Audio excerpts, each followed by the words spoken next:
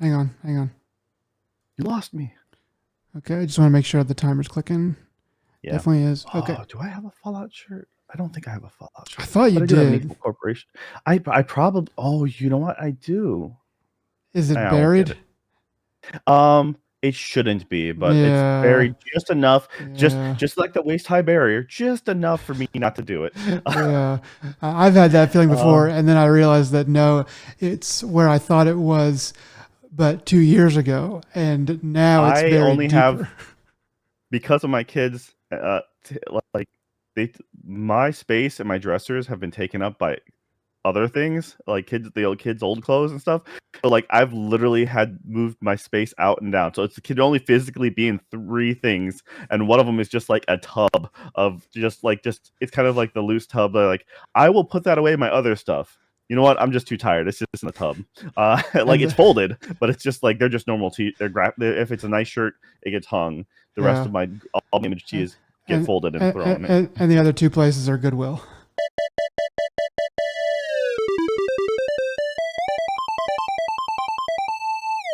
Hello and welcome to another Dead Pixel. Here we are bringing to you a deep dive into the Fallout TV show. I'm your host, Joe, and with me, the gentleman who likes to claim Arkansas and Texas as his home and growing places. So, as we have the expert of cousin stuff, uh, here to talk about Fallout, Nick. How you doing, Nick? Doing pretty good. You know, I am an expert on cousin stuff. But nobody in Arkansas is or Texas is as good as the people in basically the rest of the South. I'm just going to go ahead and just say, don't throw the whole rest of the South under the bus. Tennessee's probably better. Um, I guess depending on how you want to categorize that, or worse, but actually it's funny because years ago, probably still kind of true. Arkansas was the second worst in like everything, in like all the metrics, education, poverty, blah blah blah blah, all this stuff, um, on all the metrics. But worse than Arkansas was the only state that was worse was Mississippi. So for the longest time growing up, uh, the whole state motto for Arkansas was "Thank God for Mississippi." I remember Arkansas, like my folks were stationed out there, and it was like absolutely just if you say Arkansas, you get the locals real riled up, and so that's the purposeful thing we do. So like why is this a dry Kansas, dry like a dry county in Arkansas? Like shouldn't there be liquor everywhere? Like and yeah, you just drop Arkansas anytime you have the chance to. But I've never had as many people drive in oncoming traffic as I did in Arkansas. That was I was there for like a week, and I had three different instances. One on the off ramp. I'm like, you got to be kidding. And the other two were near and around WalMarts, which go fig. Well, I mean, was it a dirt road? Because it doesn't count on a dirt I, road.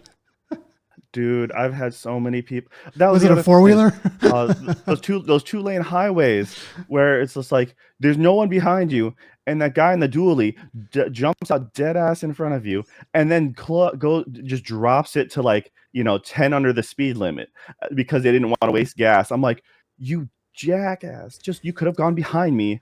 I like waited like 2 seconds, not almost make me rear end you, and especially since you're carrying your full set of weights like your barbell on rack, not strapped down. I'm like, that was one of the few times that I was like, no, it's double yellow, but I'm passing them anyways.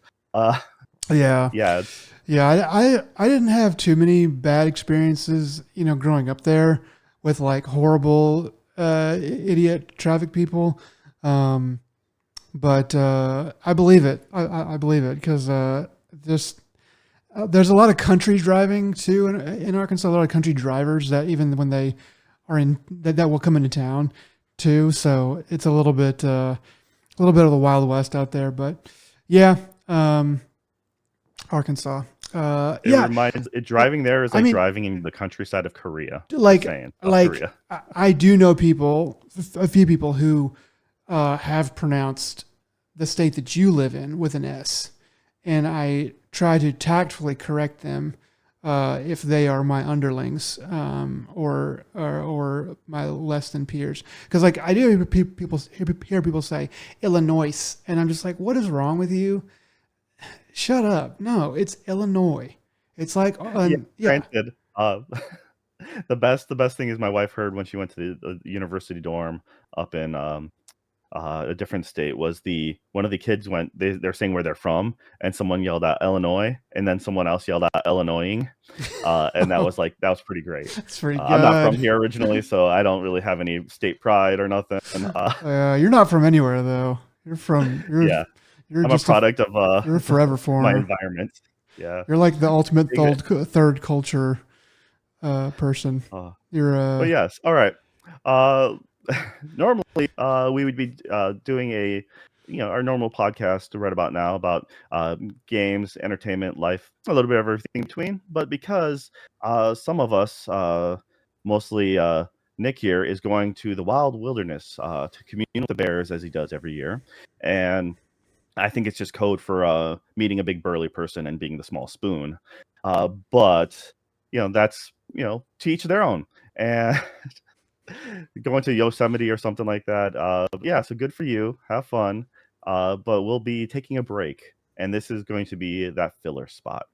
So yes, we've both enjoyed our time with Fallout, the TV show on Amazon. So here we are, giving our thoughts, and of course, this is going to be full of spoilers. So yeah. for sure, and this isn't going to be a step by step, blow by blow. We're going to be going over the entire series and be jumping around, mostly I guess in order ish, but for the most part, like don't be surprised if we miss something or if we go to the end.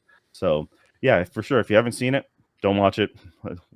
Go watch the show. Then, if you want to come back here and then see what we liked or disliked, Rip the headphones out of your ears right now and go pay for Amazon or don't, or find someone who has already done that for you and watch it, and then come back here and then listen to us blab about it.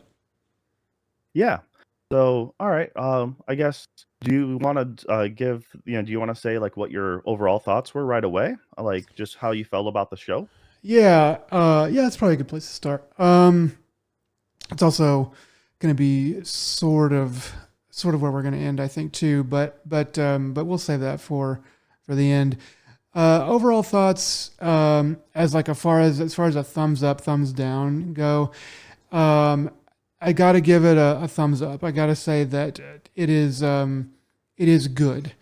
You're definitely not going to be wasting your time. I don't think if anything, post-apocalypse, science fiction, even like video game adaptations in general, especially if you even like Fallout or have played Fallout and kind of enjoyed it,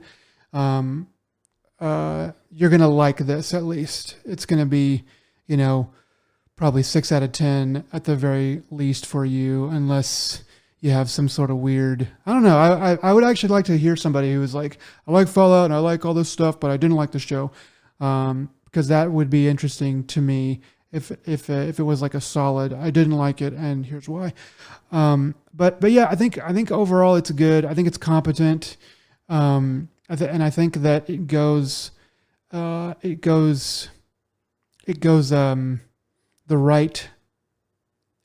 right path of an adaptation of like, hey, this is, we're not going to be a slave to that game. We're going to use that to tell a good story. We're going to drop Easter eggs. We're going to do fun stuff with that true fans will recognize, but we're not going to sacrifice anything to do with like solid storytelling or solid, filmmaking, TV making, in order to do that. So yeah, I think overall, I think it's good. I think it's good at the very least, and I think it's actually better than that. I think it's probably more as a TV show. I don't know. I'd probably give it probably high 7, low 8, somewhere in there. I'd have to think about it a little bit more. Time may tell. But anyway, that's kind of the overview for me. Joe, what did you think overall of Fallout, the TV show? Yeah, I think what you said about just where based on everything like being around a 6 at the least, I think that is a good summary. I think based off just vibe and visuals, the effort put into it, and getting the right feel of if you came into this not knowing anything about the video games and just fresh to the world because there hasn't been a good quote unquote good Fallout in a while, uh, you know, and so yeah, this might be your first major property, and I think they do all the right vibes. Now, as for those who are fans of stuff, they do so many nods and Easter eggs, things like that.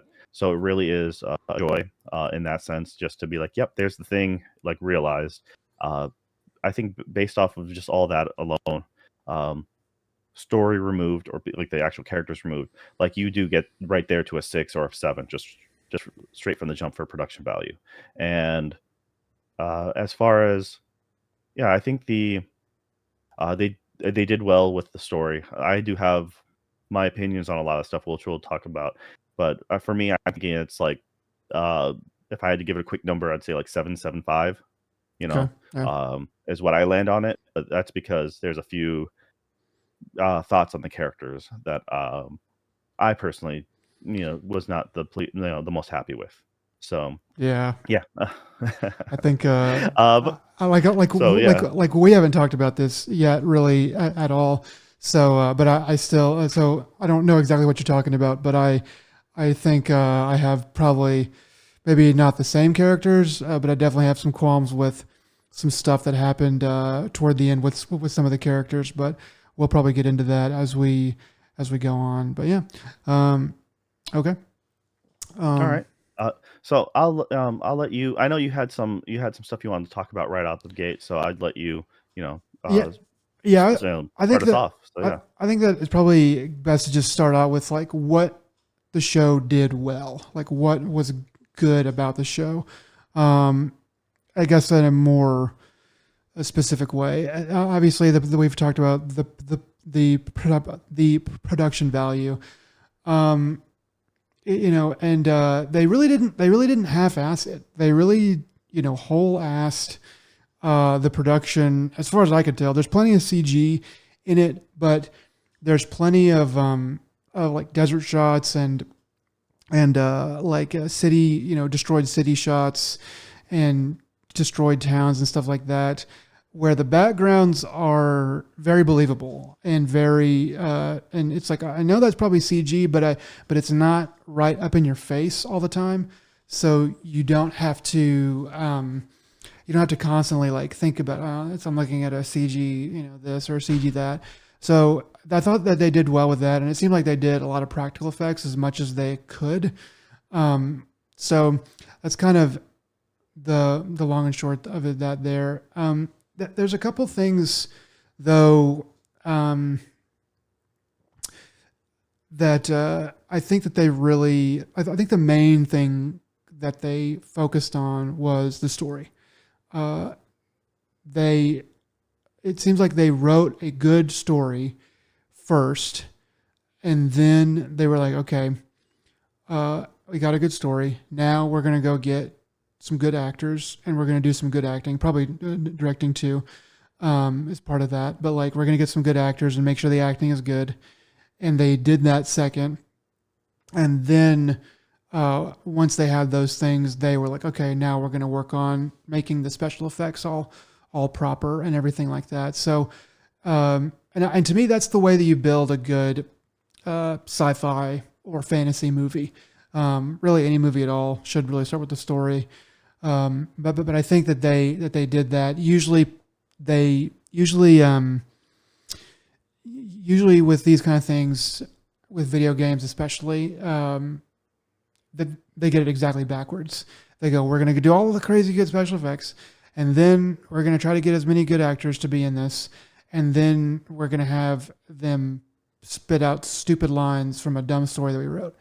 And so that just kind of like totally like breaks it, you know. It just invalidates everything that they're trying to do. Um, I guess I had a couple things that I'll talk about in a second. Some things I thought were surprisingly good. But I'll talk about that after you go, and after I'll let you go in just a second. The other two things was the acting. Uh, Kind of the two leads. I think of Ella Purnell. I hope it's not a Spanish name. Uh, Playing Lucy. I think she did fine. I think she did well. I think she's probably supposed to be a little bit, you know, kind of stiff in her acting because of the source of the character growing up basically in the 1950s, you know, perfect America vault situation. Um, so I think she played that pretty well. It's when she started to have to get a little bit more emotional that there were some problems, but she did well overall, I think. But you know, sort of opposite her in sort of a roundabout way, the Ghoul, played by Walton Goggins. Um, you know, he's really the like acting chops for this show. Um, and pretty much every scene that he was in was just pretty good, just pretty dang good to pretty great. Um, and I and it's and so there was so it was good because there was a lot of stuff where there was story going on with him, but it didn't really matter because I was just enjoying watching him act and watching him kind of be that character, and they give him some good one lines and stuff like that on top of it too. So I think those are probably the shining things that I thought were good about the show, and then I'll talk about surprises in a second. But what did you think about the good points for this show? All right. Yeah, like I already stated right in the beginning, the production value. I thought they did a really good job. As you mentioned, the desert scenes. I think it's the way it was shot that it really helps. That you can't really tell how much is like a lot of the background stuff is like it's not terribly CG'd or anything like that. So a lot of stuff that they did change. I mean, maybe for those who are really good at it, they can tell. Actually, I know that I think it's the Corridor Crew. On YouTube, they do a lot of like green screen behind the scenes, or like they do a lot of the breakdowns of special effects and stuff like that on the VFX. So that's I know they do one for Fallout. I haven't had a chance to watch it yet. I wanted to finish the show first, and so I'm kind of curious what they have to say about it because they. I generally like to see what they have to talk about the effects in both movies and TV shows. Right. Um, as far as the acting goes, uh, yeah, Goggins did really great. His role as I can't remember the actual character's name Yeah, now right now I'll pull it up real as the quick. Ghoul. But his role, his character, he really did a good job like portraying like the uh that character who's lived for that long and who's gone through so much things. Um, and just kind of watching his uh, the flashbacks with him and going from his certain ideology to the current state that he's in is great. Um, Cooper now, Howard. as Cooper Howard is the character he plays. okay, uh, so which is funny because Cooper is the um, the overseer. What's his name? Kyle I think it's Kyle McLaughlin. His name is he plays Cooper in Twin Peaks. Uh, Okay.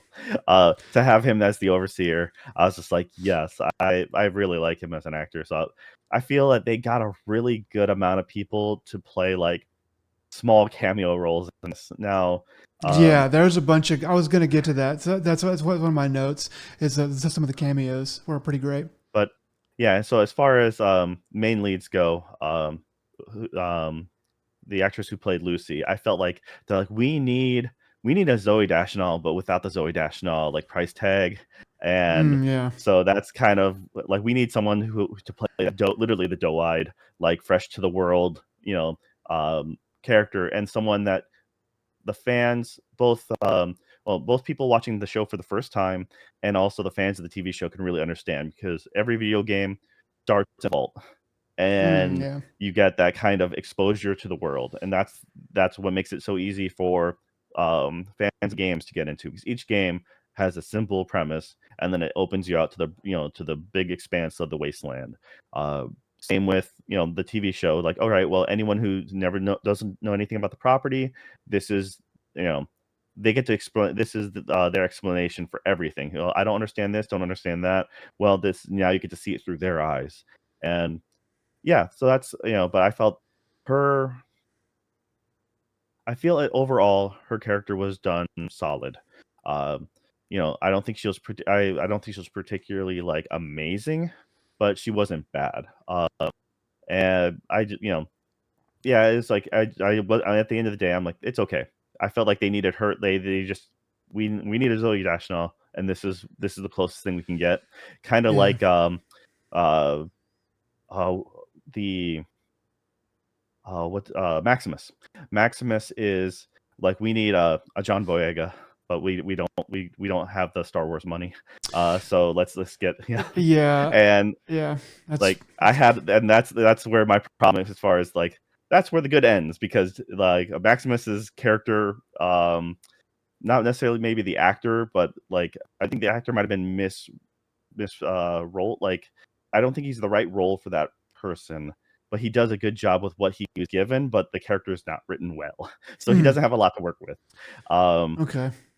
I really dislike that character. I really dislike his whole story arc, because in this in Fallout you have 3 to 4-ish storylines are falling at any given time.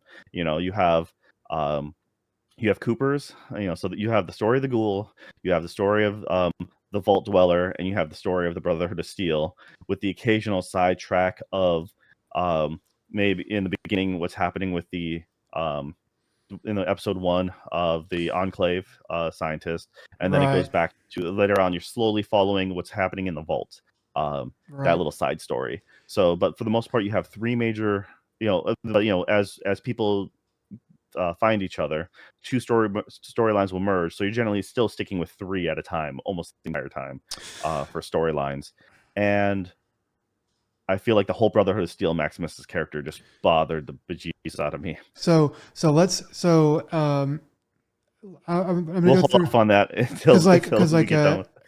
let's go through some of my stuff that's surprisingly good. And Yeah. I'm actually going to end on Maximus on that, and then you can just go on to why you thought he was bad or whatever. But basically, so surprises, things that I thought were surprisingly good. Um, uh, Lucy's brother, Norm. I don't know the actor's name, but the guy that played Norm, he surprised me. Well, or rather, I don't know about the actor. I'm sure the actor's like good or whatever. He did a good job, but I was surprised that they fleshed out Norm as a useful character to show us what was going on in the vaults and to create a mystery within the vault that I wanted to follow, because there was a lot of stuff that was happening in, like, I don't know, episode 4 and 5, 6, somewhere in there, where I was like, dang, I just want to know what's going on in the vault. I want to know how that mystery is and why, what happened to Vault 32, and then subsequently what's going on with Vault 31. I just wanted to kind of know more about that. So they did a good job with, like, putting him in and kind of making him like a sort of like a weird little character, but also somebody that's like smarter than they look, or like, there's like he's not like everybody else in there. Everybody else is just like, oh, we're just so glad to shake hands and vote on who's going to be the next overseer, and he's like, you guys are kind of blind to what's really going on here. So I thought that was pretty cool. And then the cameos, um, I guess that'd be the first one that I can remember. Um, is when Chris Parnell when they go to that other vault 4, I guess, and Chris Parnell is the guy with one eye. I thought that was freaking hilarious. I was just like, dang, that is so funny. But then the other one that was even funnier was when Fred Armisen popped out and he was being the they I don't know how they figured out a way to write Fred Armisen a perfect Fred Armisen type as the character. radio DJ. Yeah, Yeah, I mean, as the radio DJ, being literally like warped out of Portlandia. I mean, it's the same. I mean, it's the same idea. Just like, do you hear the mids? They're like, oh, he's like, oh yeah, there it is. Oh my gosh, that was so freaking hilarious. And then whenever they started shooting, he was like, okay, bye, and he like closed the door. That was so funny. And then Michael Emerson. He was pretty much what episode 2 was mostly about. He's the guy, I don't know, he was a scientist with the dog who had, that everyone was chasing his head around later. But he was in Lost, the TV show Lost, for a long time. And so it was, I know he's been in lots of other stuff since then, but I haven't really seen a lot of it. So it was good to see him again. And he plays that kind of character very well. So I thought they did a good job of picking him for that role, and then using that role and him in it just perfectly to do exactly what they needed it to be. And so that's kind of so those are kind of the main kind of sort of surprises that I kind of thought of at the top of my head. There's some other good little pieces in there that aren't really probably worth mentioning, but there was probably 5 or 10 other things where I was like, dang, that's just kind of cool. And finally, Maximus. So I did not like Maximus as a character, or maybe even the actor at the beginning. But as the story went on, there were things that I started to appreciate about him. I appreciated how dumb and sort of selfish and sort of like the reality that some people are really like that. But also that he still kind of had heart, and he was like still kind of sort of trying to do things sort of the right way. But he was just kind of going about it in really sort of dumb ways. And there's something that the actor was doing that I thought was really cool. So like every once in a while you could, like, whenever somebody would say something to Maximus, and it was like he's like an uneducated person, because of the Brotherhood of Steel is clearly portrayed as like sort of this cult that doesn't like he like, cause like he didn't even know like how sex worked. He's like clearly like a grown man, and he had no idea really how that worked. And he was just sort of afraid of it. So clearly he's like sheltered. And so sometimes somebody would be trying to tell him something, and he was like, I think you're lying to me, but you could see like he was working it out in his head, and he would just have this kind of like sort of disgusted, sort of like, I don't know, but just kind of a dumb look on his face. But it was really emotive of him, and that character like working things out the way that somebody who is totally sheltered and kind of brainwashed, would be. And I don't know. I kind of like the kind of the chaos that he brought, and then some of the people that he was around, like the guy that he was a squire for. I can't think of the actor's name, but he's been around forever, and he's always great. And he ends up dying in the suit first, and then the guy that comes to be his squire that gets turned into a ghoul later in the Fred Armisen scene at the end. Like I like the Thaddeus is his character name, who Thaddeus. becomes the new squire, and it was Titus who was the Oh, Titus, yeah, of the course. yeah Okay, I forget. who he pretends to be. Yeah, you're right. But Yeah. I just Anyway, I just know that I'm pretty sure that the guy who plays Titus is the Titus is.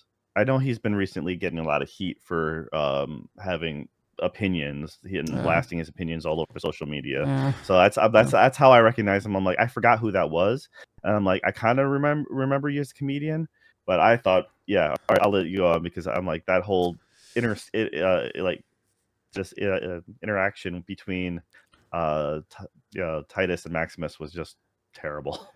Oh, I mean, Like I thought it was terribly written. I thought it was good. I liked that guy's. I liked that guy, and like he was just like, it's like a freaking coward, and then he was just being like a a dick to Maximus. Like, oh, I think I'm just gonna let you die.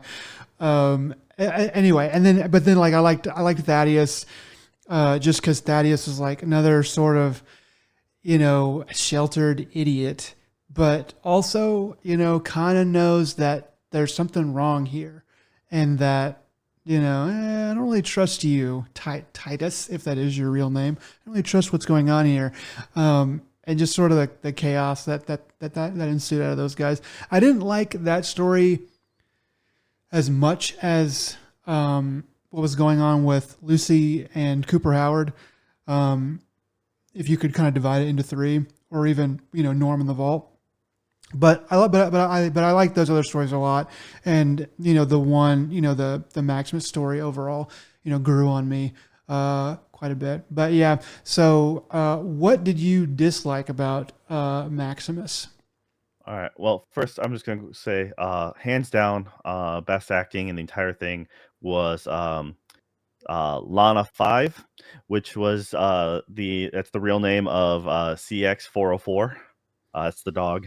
Oh Uh, yeah, true method uh, acting. Yes. no, it's and all right. So I agree that the um as far as the brothers, the Volt story, like they portray him as being just this very obnoxious character. You're thinking if he does anything, he's going to literally be a hindrance. That's kind of like at least that's the way I felt it was going to be. I felt he was going to be just a really big annoyance. And then as things progressed, I thought he was actually going to go for the overseer position, or I thought he was going to go like because he just seemed like a weasel of a character. He doesn't like doing any of the work. He doesn't like participating. He literally does his best to try to shirk his duty. His dad was overseer, so he Yeah. got away with a lot more probably. And so I was expecting they gave him a little bit of redemption, being like, hey, he's smarter than the average because he's at least a little bit more observant since from the dinner party or the wedding reception. And then he was able to discover things sooner. And then he was inquisitive. But I was expecting. I felt that whole ending with him finding out truth, entering 31, and then just I felt really it landed really flat. Um, It's I kind of silly. Like they sacrifice some stuff with like the brain, trying to poke him, Well, stuff like that's that. actually that's kind of canon though. Yeah. That's so they've had heads, they have brains in jars and like hooked up to machines and stuff like that. So that's kind of that's not But I mean, like out that of character, being it, it's like, oh, there's no one here. There's no defense system. There's no like, it's like there's a brain that's going to try to stab you with a needle to put you to sleep. Yeah. Oh no, Yeah. no, that was I think that was just straight up murder. That was a murder Oh, syringe. just a murder syringe. Okay. Maybe it's I worked think I before. think he was legit I just trying mean, to kill him. it was funny. It was funny. And so I give But it props for that. the moment it locked the door, the brain locked the door, all he had to do is pick it up and be like, "I'm going to shatter this glass. You open this door now." I mean, that's all he had to do. Granted, I think they're going to make it a bigger deal. Like they're setting it up for a role in season 2. But the thought of like, nope, you have nothing left. You have nothing left for out there. You're just gonna you just go to sleep. Go to sleep now, and I won't murder you in your sleep. Like Yeah. that's I'm Well, like that's just okay. kind of bogus. But anyways, I do like that story arc a whole lot more, especially since they usually ended the later episodes with those bits. And I'm like, all right, the mystery behind the vaults. Because for anyone who doesn't know, um, like they explained in this, like with more detail, the vaults have always been uh like a catered experiment. And that was always a big fun part of the games, is coming across information about another vault or just to see what actually had happened, to the point where people would make like the quote unquote Fallout Bible you can find online, and they have a lot more stories. Whether or not they're true, that's a different story. But some information are scattered about allegedly being true about different experiments. Um, I know the old one I remember when Fallout 3 came out uh, was it? I think it was Vault 68, which was I think it was supposed to be. I might be getting this mixed up. I think 68 is one female and like 1,000 male, members, and then 69 was reversed, where it was one male and like 1,000 female. That was. I know Penny Arcade made references to the. It was I think Vault 77, and it was entitled something like "The Man and a Puppet," and it boiled down to one man being strapped in, being in a vault, and when the door shut, he realizes he's the only one, but he has a crate of puppets, and it's him. It's like that mental thought experiment. It's one of those things that it's probably not real. It's probably not like legit canon, but it totally deserves to be canon because it's under the ridiculousness of um, those kind of things. One of the ones that was canon, I think it was from Fallout 3, or maybe it was New Vegas. It was like they had a full of musicians, and they played static on the on the comms like all the time. And apparently they had subliminal messaging trying to make like a super soldier, and it just drove them all mad. Uh, yeah, it's kind of that twisted outcome. Or there's one that was traditionally um, the idea of the vault itself, like you got in there, but then they had to do a sacrifice, and it was just like, hey, every year you have to sacrifice a member uh, to appease the system.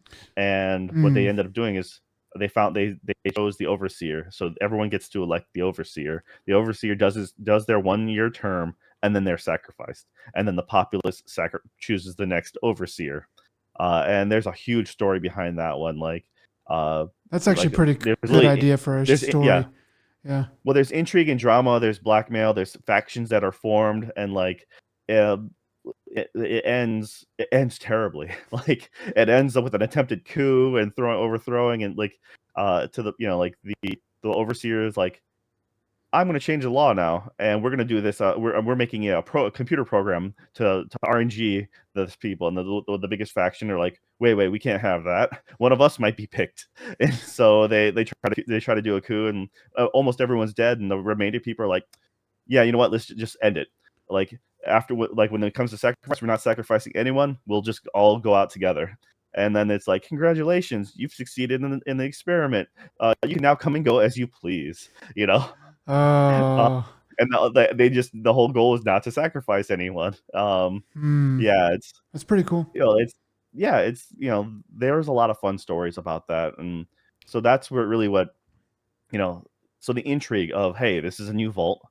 What's their deal? For those who used to the video games, be like, I need to know what the MacGuffin is, and so yeah, finding the whole like Norm story arc through the Vault 31 or 32 and 33, and what exactly happened.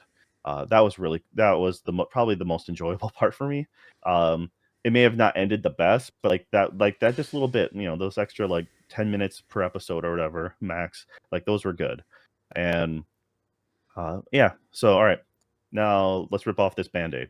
Okay. uh, Maximus and his arc is just I do agree it got better, but the whole show got better as it carried on. Mhm. Uh, but the entire beginning was just like you have like a mid third. I'm pretty sure Maximus is like in his 30s. Yeah. He looks like he's my age, a little bit younger. So I'm like, you have someone like that, but it's like essentially you have a mind of a teenager in a mid 30s body. Yeah. It was everything about his character was like you want I think I have it written down as he's like he's an anime protagonist, just trying to get things done by sure, like thoughts and Sheer like force of will. willpower. Yeah. Yeah, and that Yeah. just angers the bejesus out of me. I was just like, yeah, I can't believe you. Um, the whole Titus Maximus exchange, I do find it like Titus being a jerk to his I think they were like acolytes originally or something, but they call them squires in this. Yeah. Squires. Yeah. But yeah, him being a jerk to him that's fine. That makes sense. But then like the whole idea of there was there was too much like happenstance BS throughout this whole thing, or at least in the beginning. Mhm. Like, you know, just set this plane down. I just want to kill things, and like just randomly then Titus being the biggest wuss there is, and then them just happening to come across the Enclave scientists' campsite, Small world and type then stuff. Yeah, that is yeah, kind it's of just like annoying. everything just happens to be just falling into place because of Yeah, cheap plot devices. I actually have a note on that. Like both the ghoul and or so both Cooper Howard and Lucy's family members were executives. It's sort of like really, like the the star of the show and then the other star of the show have family members that were executives, and I don't know. It's just like how like why are they brought together? I don't know. It just seems sort of like a small world. And then yeah, then the stuff that you're pointing out too is that way. Well, yeah, and it's like I was like, all right, fine, you're making Titus turn out to be a coward, right? He's in power armor, dude. This like as you see right after Maximus gets the power armor, that power armor can literally like punt a rock into space, pretty much, and everything else. And it took one bullet to kill the abomination, as they The called it, bear the bear, abomination, the yeah. mutant bear, and I'm like, he could have easily crushed its skull, punched it or something, but no, instead he's just like Titus gets eaten like a little punk, and then the entire time is insulting and like, "You're gonna die now. Give me medicine. You're gonna die. Just give me the medicine." And I'm like, it made zero sense for that mentality of being just like, "I'm gonna insult you and threaten and saying you're doomed. Now listen to me so I can doom you." I'm like, it was a really just poorly everything. Like you might as well have just gotten ripped apart by the bear, died lying there, and then be like, I'm going to just go ahead and wear the suit now. Like that would have been a better outcome. Just being Yeah. like, hey, he ran away. He was a coward. He got mauled, and he's dead now.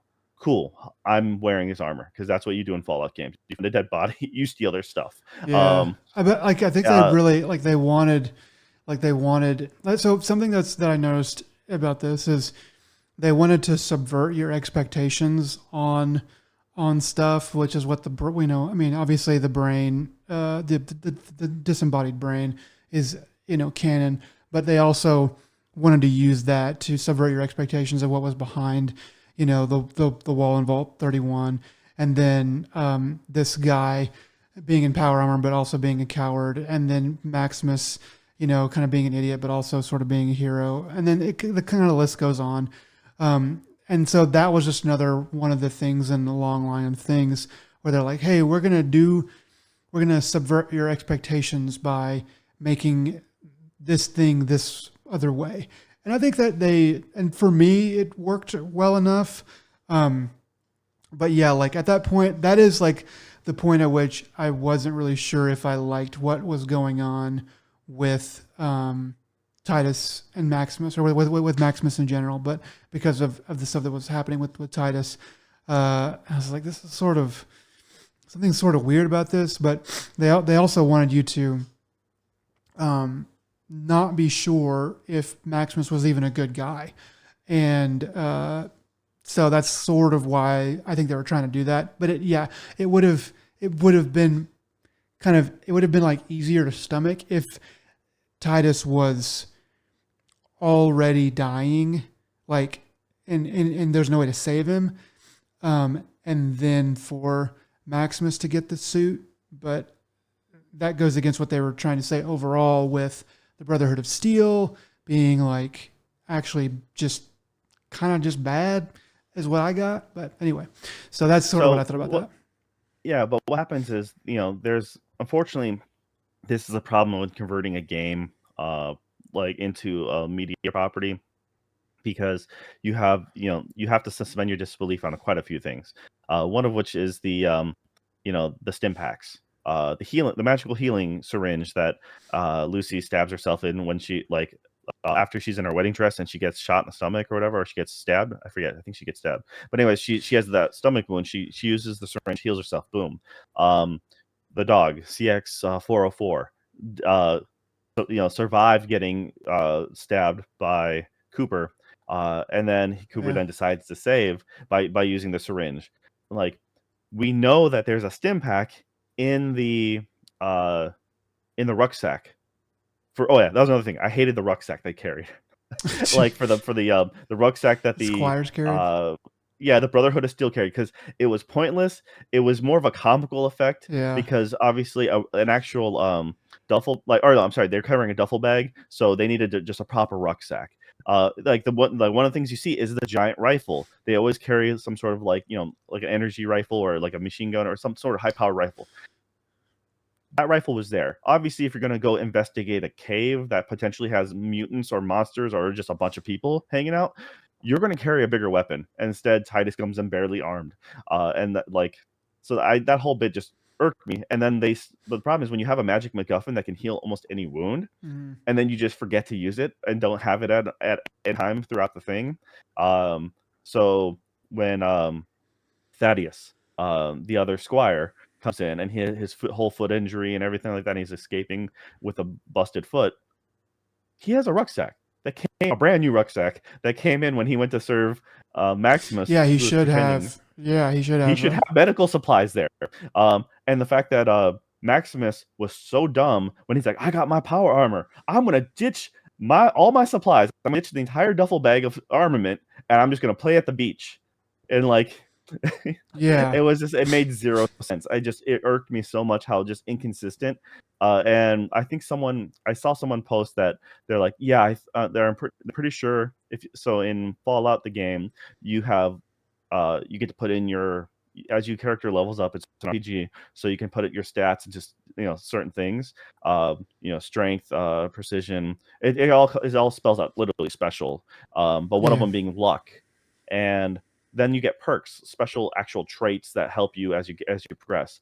And one of those perks is called the idiot savant. It's when your intelligence is low but your luck is high. Mm. And I'm like, someone's like, yeah, pretty much that's how Maximus is. And I'm like, you know what?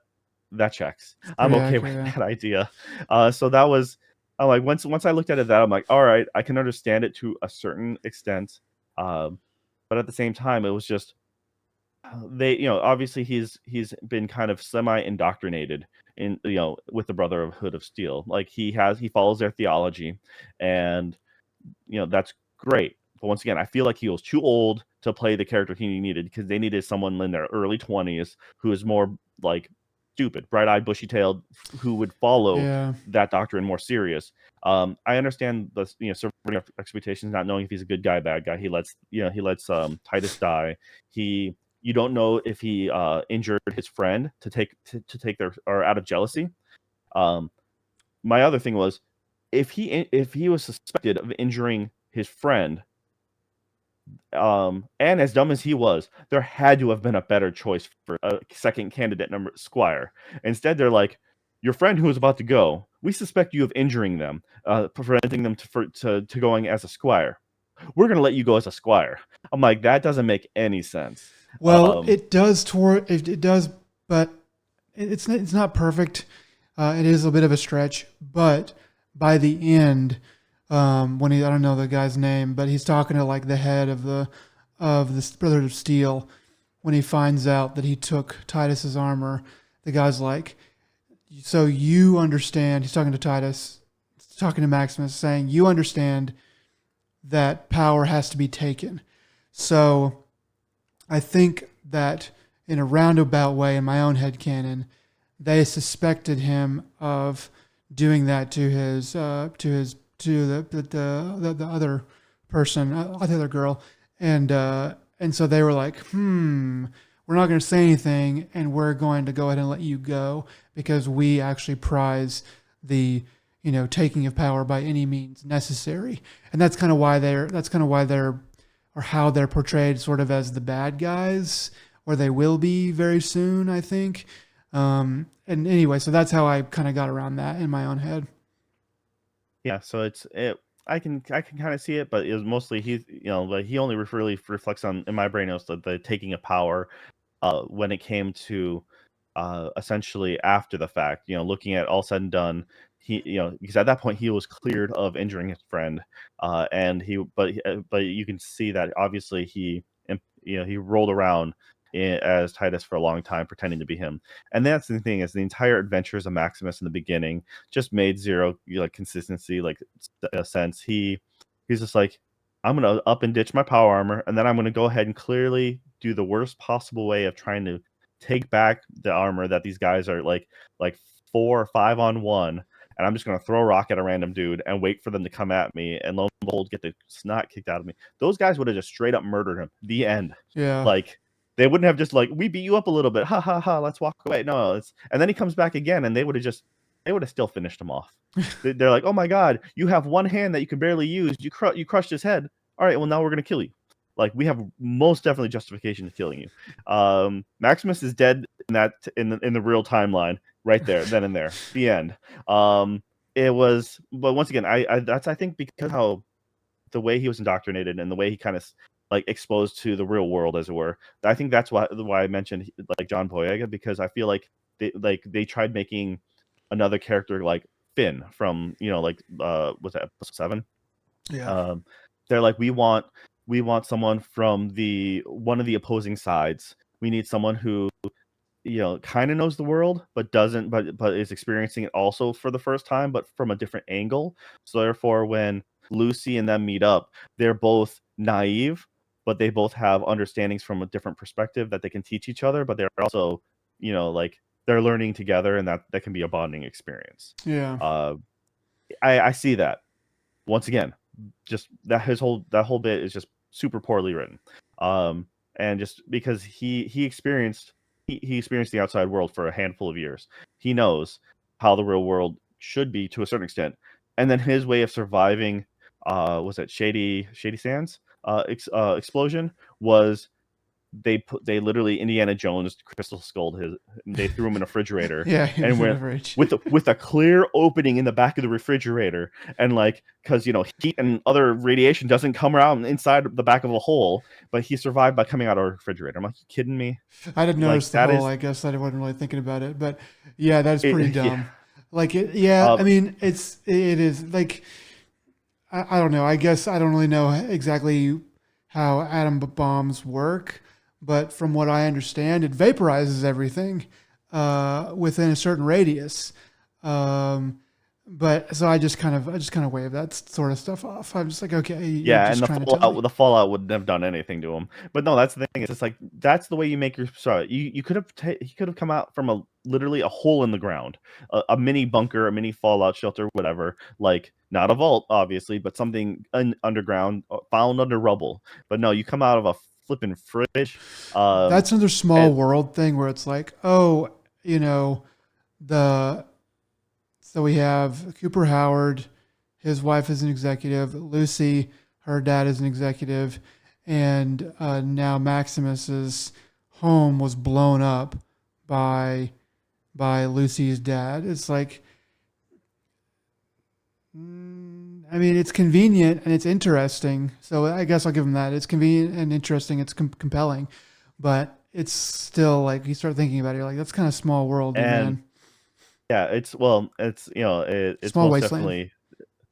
Well, I mean, there's only so many people alive anymore, so I mean, it's Yeah, actually smaller than ever. it Um, really is but small. that was the thing is, and he's still stupid to the end. Like because that was the other thing too. Stimps. I mean, you could have the leader of the um what's that Maldive.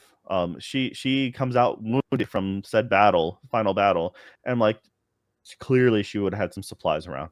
Stimpack herself, heal her wound right up. I mean, They used them all up. that's the problem when you have a magical MacGuffin, right? Yeah, That video game logic doesn't apply, and but the problem is they showed it. They showed it multiple times. It worked on a dead dog, essentially. yeah. It worked on Lucy, but then they just magically don't And have any. see stuff like that. I think that a lot of times those sorts of things are talked about, and they're just like, yeah, we don't want to add in the throwaway line of, oh, we ran out of stem packs or whatever. They just they're just like, yeah, we could do that, but probably no one's really going to notice, or not many people are going to notice, like right there in the moment. And if we add it in, it's going to be more of a distraction. So Yeah, just kind of let it but the thing go. is, Moldiver is supposed to be super smart. How she survived, like she 200 years. apparently must have been cryo Yeah. frozen at some point. Um, Yeah, that's what I was thinking. and but there's that. But it was just like smart enough to survive and make the wasteland a turn made a whole civilization, had a, like, can do cold fusion, can't have healing items, Yeah. like that's literally made cold fusion. That was the thing, is she sold the patent, Yeah. um, so that was kind of funny. And yeah, so those like I said, I was just really disappointed with Maximus. Like, his character does get better, and Yeah. but but at the same time, it was just like, yeah, given enough time, you can make anyone better. But this doesn't mean it doesn't mean that they're good. Yeah. And that's why I'm like, the actor did with what they were given, good with what they're given. But once again, I felt it would have been more convincing if you gave the role to like someone in their 20s, He was portraying probably someone acting a little younger. bit younger than he was portraying a little younger than he actually is. But that's sort of yeah. That's why the idiot savant perk from Fallout games seems to be the most apt. I'm like, okay, that's fine. If you just happen to have low int and high luck and everything just it comes up you all the time, like, hey, you It's somehow made it through. I mean Like, it's the you know, Forrest Gump, right? It's like he's like the Forrest Gump of the yeah. show Well, I mean, essentially. Thaddeus unloads the entire magazine, like when at the radio station, just shoots at Lucy and shoots at Maximus, and then they're just like nothing. Like, they're looking around, they're just fine. It's just like, um, those squires were trained on firearms. They should have, like, this, Yeah. by anything means, he should have been able to at least hit his target to a Yeah. certain extent. Yeah. Granted, whatever. It's just, and that was So that's the worst of it. That was the worst of the series, and think is just his arc. But there was so much more, and that's, I think, what really for me doesn't. At best, I could never think of this as like a higher than an 8. probably not. No, probably not. But I And mean, that's why like, I'm thinking. Honestly, with everything else, I still think it's like a 7 at the lowest and 7.5 at the best. yeah. I think it's worth a watch. It's good. I think a lot of people will like it. But I honestly don't think it's the greatest. But like I said, we'll talk more about a little bit of, like, we can go more in a little bit of that kind of stuff later, comparing it to other works. So yeah, But yeah, I have two, like, kind of two other things, I guess, yeah. with my problems with the show, because we talked a lot about small worldisms and stuff like that. I think that my biggest problem with the show is it's and see, I don't know how much of this you picked up on, um, because I don't know how much you care about this kind of thing, but it has quite a few indictments on capitalism, and capitalism is by no means perfect, but it's sort of it doesn't actively say like the communists are like the good guys, but it's kind of starts to portray it that way a little bit, and some of the things that are done are more along like a communist ideal, which is fine. Like wherever you fall on that stuff is sort of is fine. Um, but like it's just like a personal thing, but like that's what I guess I didn't like was sort of the preachiness of some of the undertones that I saw. I was like, okay, I don't really know if I need that. I don't really know if I need to be kind of stump speeched on some of this stuff, and sort of some of where that carries over or kind of comes to a head is in the last episode, or I guess second to last episode, where Cooper Howard's wife is the one that comes up with the idea to. She doesn't. She's a mouthpiece. But you could, Okay, go on. never mind. Well, she's a mouthpiece, but she's definitely has a big hand in the idea to blow up the world in order to make more money.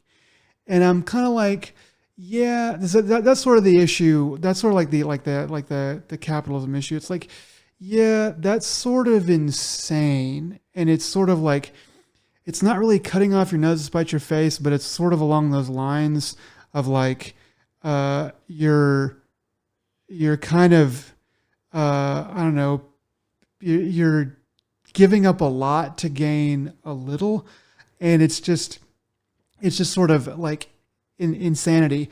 And I understand that there are some parallels, and it is a TV show, so they're kind of doing stuff for extremes. But I was like, okay, come on, we're gonna blow up the world. We're gonna trigger nuclear war, and all live in vaults so that we can make a few extra dollars for the shareholders. So the thought is the getting the funding is one thing, but it's also then rebuilding into your own ideal image. Um, the so it does. All right, I think where she comes in, I think her name's Barb Mm, Howard in the series. So where her mindset is, I think part of it is under the that terror mentality of uh, bar powered, you're the right. world is a dangerous place, and I have to do everything I have to can to protect my family. Um, so I think that's where her motivational, like her core is. Um, now, at the beginning of that board meeting in the last episode, where she finally gives the first time you get to hear the line of "War never changes," Yeah, I was looking for um, that. which yeah, Ron Perlman. That was his original line. He's the one who voiced that in the original Fallout, which was that October 10, 97, which was the passcode that he uses to unlock the cold fusion. Oh, So okay, okay, uh, yeah, so nice. the anyways, when all the board people are all there, she looks up. She looks up and she sees the man silhouetted in the window, and Right. she literally looks down. You can tell she's reading something on her Pit Boy, and then she interrupts the entire group and says, and then gives her little speech. Okay. Um, so the other thing is, um, because where Lucy's dad goes, Hank, I think his name. Yeah, He Hank. goes to they end the series by going to Vegas, um, Yes. which means his boss. That is, because Vault 31 turns out to be just the one dude's understudy, his management team, but he like his but it is not like the main headquarters, the main facility. So Okay. at least that's what I'm led to believe, because that is just a Vault-Tec experiment. But Barb was talking about, like, hey, we're going to go to the special vault. She tells him, like, in the past, in the flashback sequence, in order to go to the special vault where all that, like, the management The actually is, the like good real vaults. people. Yeah, and so that's apparently near Vegas. Yeah. Um, and so that makes more sense, and that's why the overseer heads that way at the very end, and they're leading up to season two. And that, I'm like, okay, when you look at it like that, uh, there's more room there. And as far as, yes, that's the old games are very much uh, the Cold War era, like, mentality of, like, clean cut communism versus capitalism, but freedom. But the thing is, the plot twist is always the dark underbelly was always like all the corpos are just like super evil. That is all there is to it. No, none of the corporations are your friends, and they all have something else, some hidden agenda. So Mm. you can't trust any of them. And that's the other thing is, Brotherhood of Steel in the first games are looked at as like the saviors of the wasteland. Later on, they are more, nebulous or like villainous, depending on how you look at it. And in this one, you kind of look at them as like indoctrined people, like, and the kind of the villains, because the whole goal is rule by military might and hoard old technology. Um, but at the same time, it's like, well, how are you going to bring like law to the wasteland? Um, and in that case, in a lot of ways, you're looking at, well, might makes right. Um, one of the groups they haven't even touched on was the Enclave. Mm. That's where the scientist comes from in episode one. He comes from the Enclave, which is another faction altogether, which they'll probably open the doors up, in the second season. Right. Um, because the Enclave is a whole different arm. They are, um, depending on which games you're looking at, but they have a lot of different science and technology that way. So while you're looking at more like science and laser tech, like, opposed to, uh, ammunition and fossil fuels kind of deal to a certain extent, so for the Brotherhood. So one is more brute force, the other one is more science. Right. So that's kind of the difference between the two warring sides, Brains and and you usually brawn. get to, yeah, something along that. And that's now some of the things that they don't get to talk about, but it's one of those references for the game, Hmm. is that I'd like to mention is trying to figure out. So there's some nods to Fallout 1 and 2, the original games. So in Vault 33, when they're mentioning um, the water filter, like essentially we only have 2 months left of water. We're having issues with that. That is the whole premise of essentially the first Fallout game. You're in a Right. vault. Your water, you need a new water chip, and they send out your character into the wilds for the first time, That is, and you go on. Yeah. yeah, that is something I did appreciate about this, because I watched a video, or maybe two videos or whatever. I guess a video on the premise of the first two Fallout games, because I never played them and I know I'm never going to. So as the show was sort of starting, I was in between episodes and I watched this video and I was like, oh, okay. So I noticed some parallels that they did a good job using. Where where in the first game you're trying to get the water chip, but also you're looking for your dad, I think, or at least in Fallout 3, you're looking No, for your dad. Fallout 3. So that's the thing is, yeah, they copy So Fallout 3 when you're chasing your dad. Yep. yeah, so it's like they mixed up some of those ideas, and kind of put them all sort of in one, to also make it feel like a Fallout type story. But they completely forget about the water ship the rest of the remaining of the season in the vault. They're like, Yeah, I think no. they might leave So that I for was next or something. I don't know. well, I was figuring with Norm. I figured he'd get caught while exploring 31 and being like, I thought he was, well, multiple things. I thought he was going to straight up murder the Raiders and try to seize power for himself, as in like I'm willing to do what it takes, and I thought they're going to make him put him in a position of power for Yeah. Vault Overseer. But also I thought, like, and as an excuse, like, if you get caught, you can be like, I'm trying to, like, they know Vault 32 is devastated, so they like thought he could get the water chip. I'm like, that's a great excuse to get out, something like that. But they didn't bring up the water chip at all. And in fact, they're like, yeah, we'll move our people over, and it like, forget about how much time we have left to die. Yeah. like, Um, none of that. Yeah. yeah, no, that stuff kind of gets glossed over.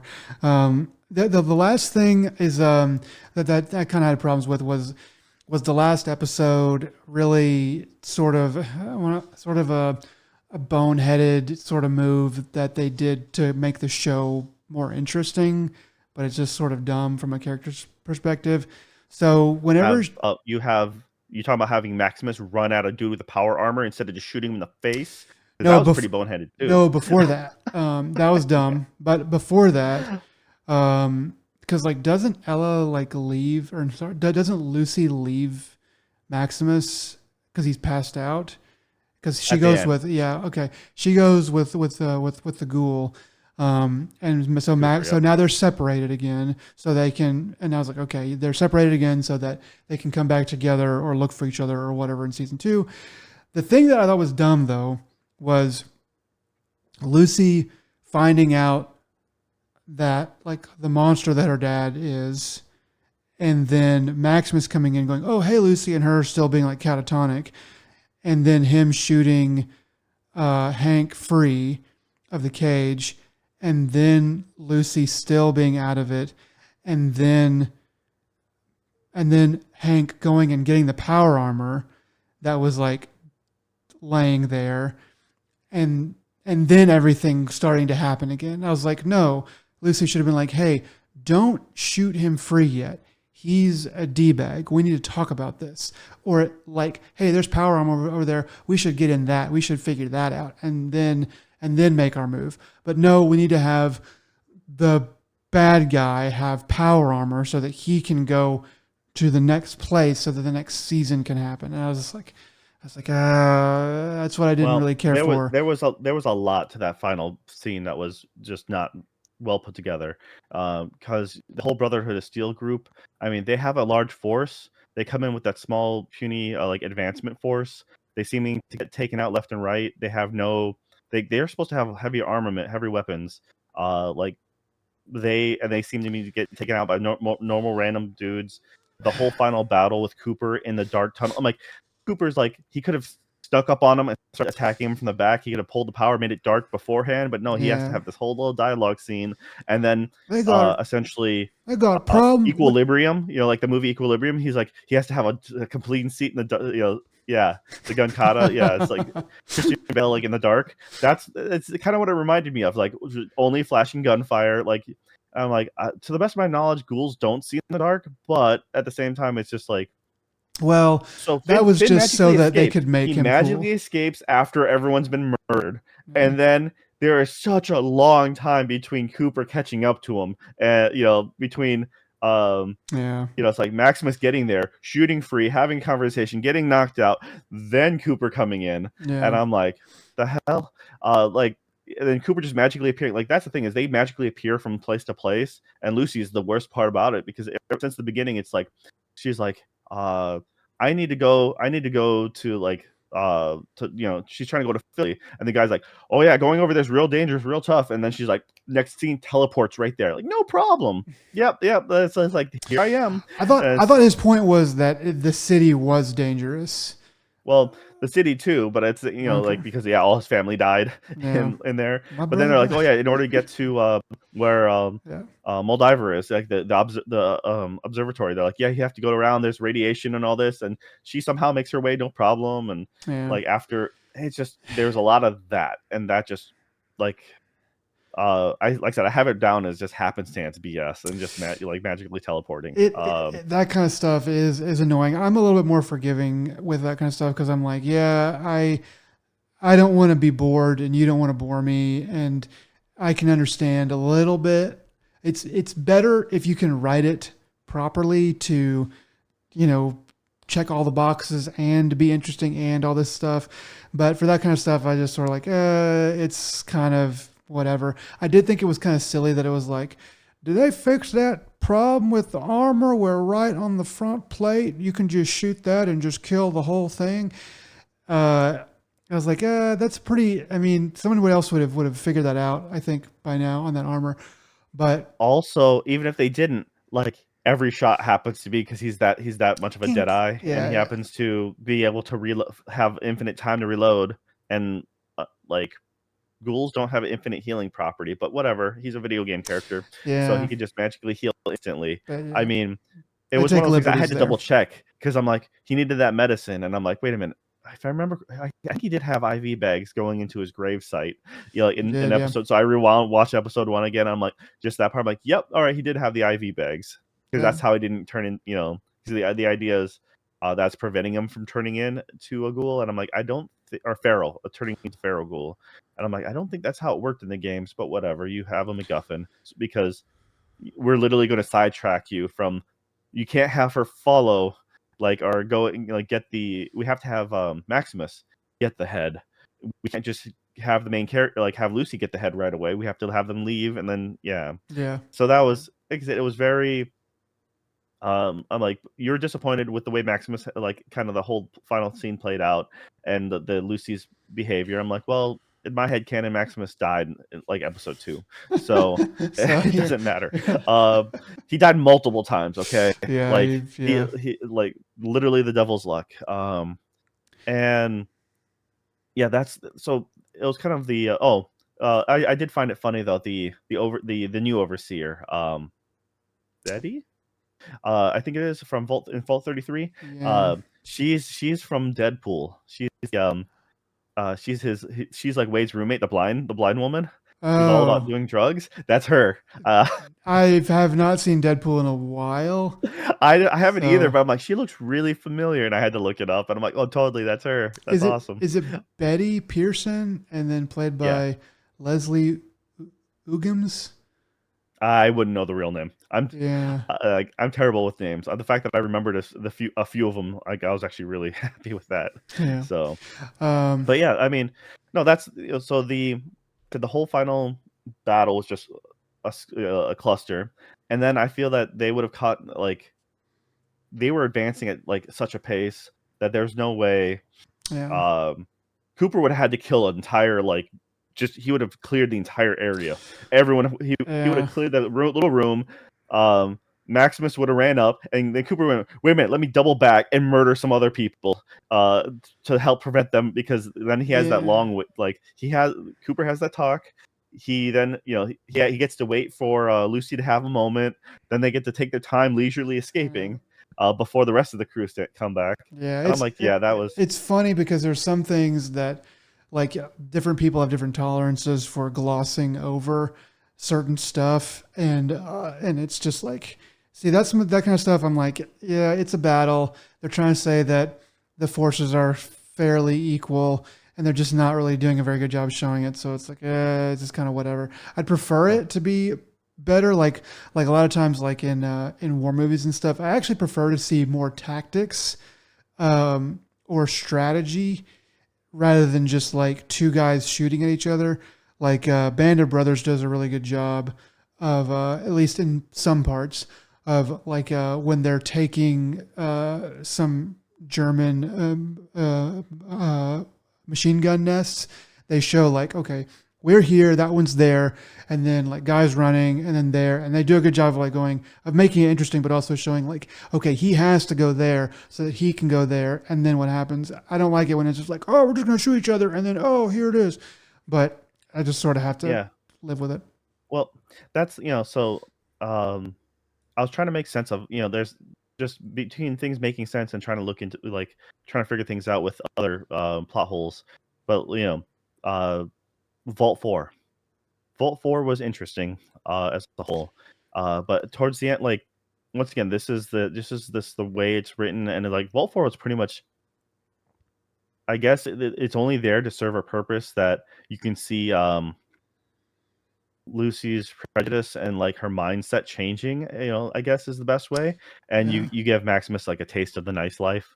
I mean, that's probably like 90% of the like it's like, yeah, maybe he's 10% in love, but 90% with Lucy, but the 90% is like, hey, I want to go and live a comfortable lifestyle. You're Mm. telling me I can go to back to your vault and live comfortably? Sure. Um but Yeah, and then them two. Lucy's whole excursion, like that was just made no sense. Like, hey, don't go. Like instead of saying don't go, like they're just like don't go to this one, please. Just hey, like you tell someone not to do something, of course, in a story that they're gonna go do it. Yeah. And Well, then she gets to floor 12, door wide open, just yeah. super wide open. She walks in, door closes. Then when the scientist comes back in, he's like, the door was open, and I thought maybe one of you guys escaped. I'm like, the door clearly shut behind her. And It also literally shut. and then also how the fusion, how the fusion. Well, I mean, maybe he meant like I have unlocked or that written, well, it was and like open. So yeah, like and the fusion drive unguarded, wasn't being. unlocked. Yeah, like he just took the Yeah, fusion drive. Yeah, that's sort of the whole just. fusion core was just like he's like, hey, I'm just gonna rip it out, and I'm like, I mean, like he was nice enough to give it back, but it's just like it was just ridiculous. It really was. I mean, you think that, like I said, so I found that there was so many irritating parts about that, and then I was trying to figure out, uh, so I don't remember. I think Shady Sands does take place in like I think it's a legit city, um, and I should have probably looked this up beforehand. In one of the Uh, games. Yeah, but the thing is, I'm pretty sure at least in my brain, how they got such a good crop yield would be from Fallout 2. Fallout 2, you're looking for the GEC, the Garden of Eden creation kit, and it's a special MacGuffin to help terraform the desert land into a prosperous area. So I'm pretty sure that's the kind of the idea. Now, I believe that a lot of people are upset because the New Vegas timeline kind of skews with possibly the Shady Sands bit, because you see the timeline of when the explosions happen and stuff like that. For me, I honestly can't remember. It's been a while. I spent a lot of time with New Vegas, and I actually didn't like New Vegas. Yeah, I'm one of the few people who yeah. don't like it as much because that is the fan favorite. I'm a really big fan of 1 and 2. 2 had a lot more humor, and then 3 was kind of the peak for me. I mean, a simple story. You follow your dad, and it was Liam Neeson's voicing the character for that. Which is Um, wild that they got Liam yeah, I Neeson. I mean, mean, well, it's different time, and he did more stuff like after that. that kind of made him even more famous, I think. But it was just kind of wild that they even got He was Liam Qui Neeson. Gon back then. That was like the most noted thing he had recently done. That and Yeah, Schindler's List, obviously, yeah. um, but the most recent pop culture thing would have been Qui Gon. But before that, I think Bethesda did Oblivion, and that had Patrick Patrick Stewart Stewart. Yeah, for the hot minute. And that's kind of what they did is they had Liam Neeson for a hot minute, and then they threw him in at the end. yeah. But so that was a simple story. Follow your dad. I'm like, okay, cool. I can get behind this. And then it was you had the radio playing, and that's where a lot of these songs really, you had some songs from commercials and adverts from the first and second game, but really the third game is where they played a lot of the stuff that or at least I connected with for the background music of this. I'm like, yeah, all right, great. That fits, and I enjoyed that. And I was hitting the right bits of nostalgia. Um, I think they have a strong foundation for a season two. I guess my thing is, where do you think it's going to go from here? I have my own thoughts on the matter, but I mean, what are you expecting from season two, or how do you want to see it? Both, what do you think it's going to do, and what do you want to see? So first of all, a little bit about like the real world stuff. I heard that they are saying that they're trying to get it done as fast as possible. I know the show got renewed. I think even before it came out, so they had a lot of confidence in it. And if I'm wrong about that, I know it was like immediately as soon as it came out, it was renewed for a second season. But but so it sounds like they didn't really already have a plan of like, hey, we're on schedule, we're doing all this stuff. So them saying that they're going to try to get it done as fast as possible kind of clued me into that. So it might be more than a year. It might be like a couple of years or whatever before we actually get another one. So just kind of setting my own expectations for when we might actually get that. But like we've already talked about a little bit, it's seemingly going to be in New Vegas, which I thought, okay, that's cool. I'm down to go to like you know a whole new slew of places out of where we've already been. So that'll be nice. And then like I don't know, I just have some other kind of thoughts. So like, are we gonna meet the Ghouls' wife and daughter? Are we gonna meet Cooper Howard's wife and daughter? Because presumably his wife made it into a vault because she's an executive, but his daughter was with him when the explosions happened. So are they gonna try to explain that his daughter also got put into a vault real quick? So that could happen. That seems sort of like a stretch, but the show it likes to stretch things as we can see. So wouldn't be too surprised if they did that. I just hope they kind of gloss over that, or they're able to streamline it a bit. And then Steph Harper, the lady with the eye patch, she got elected to the overseer of one of the vaults, but she's from Vault 31, right? All right, so she's from Vault 31. Okay, She wasn't elected; she was placed there I guess what I mean. by the council. Okay, that's never mind. Which they Sorry, don't yeah. say who the council is anymore because it's no longer Betty and the two guys. She's interim, right? Um, She's going to be the interim overseer. I'm, yeah, I'm sorry. I kind of forgot about that. But yeah, so she's going to be interim overseer, but so that she was just appointed or whatever. But I was like, wait, she's from Vault 31. I think they mention it, and they mentioned it. Yep. yeah, so I was like, okay. So there's probably going to be some shenanigans. I mean, she already looks like a freaking evil lady, with the eye patch. So I was like, okay, now I understand why They they did copy that. Kill Bill with her. Yeah, That's they're kind of doing that there, and there's plenty of other like evil ladies with eye patch. It's kind of a common trope, but whatever. So there'll probably be a lot more with her, and I'm assuming that I kind of just answered my own question because I was wondering what the brother Norm, was going to do, but now I think that his whole deal is going to be dealing with Steph in the Vault 31, 32, 33, all that trifecta. He's going to be dealing with her, which was a question I had, but maybe not. I don't know.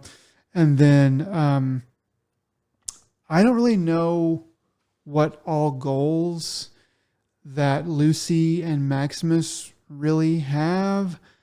I Oh, guess. I think I can answer that one. Hang on. I was just gonna say. I guess that Lucy wants to chase her dad down, even though she had him right where she wanted him. Whatever. I guess she's just gonna let him go again in the second season. Um, and Maximus is chasing after Lucy. So I guess that's what they have to do, and they also have to fix the wasteland. They have to fix everything. So that's what they're trying to do with that. And then I have one more thing um, that I am hopeful for. And I don't know if it'll happen in the next season, but if the show continues, I'm sure it'll happen eventually. Um, is a flashback of the battle for Anchorage, because it was referenced already. It's clearly, I mean, Cooper Howard fought in it, right? And so it's clearly important, just in Fallout lore in general.